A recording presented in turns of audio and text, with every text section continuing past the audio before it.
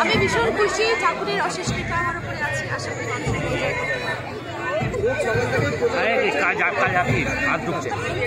বাবা সেটাই তো মানে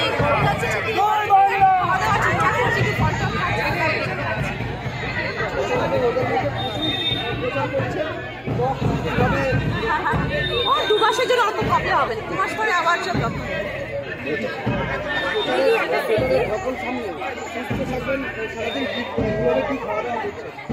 ফল খাচ্ছি, হালকা ফুলকা খাবার খাচ্ছি, সেদ্ধর উপরে বেশি খাচ্ছি, জল বেশি খাচ্ছি,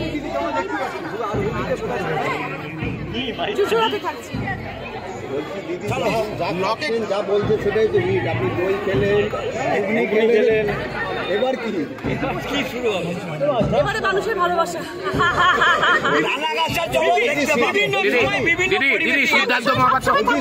সিদ্ধান্ত মহাপাত্র বিজেপিতে যোগদান করেছে, দিদি কিছু বলবেন? সিদ্ধান্ত মহাপাত্র, আপনি বিজেপির বিরুদ্ধে, আমার অনেক শুভেচ্ছা।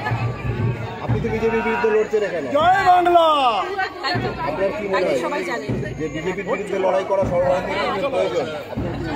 আমি দিদির সাথে আছি, আমি দিদির পাশে আছি। দিদির যাতে উন্নতি হয়, আমাদের পশ্চিমবাংলার যাতে উন্নতি হয়, আমি তার জন্য লড়াই করছি। আমার হুগলি, এখন আমি হুগলিবাসীর কথা বলবো, কারণ আমি হুগলিবাসীর জন্য এসেছি এখানে। আমি হুগলি জেলাকে উন্নয়ন করবো।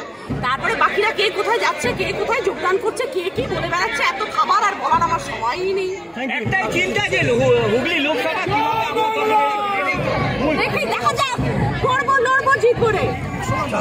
জয় বাংলা।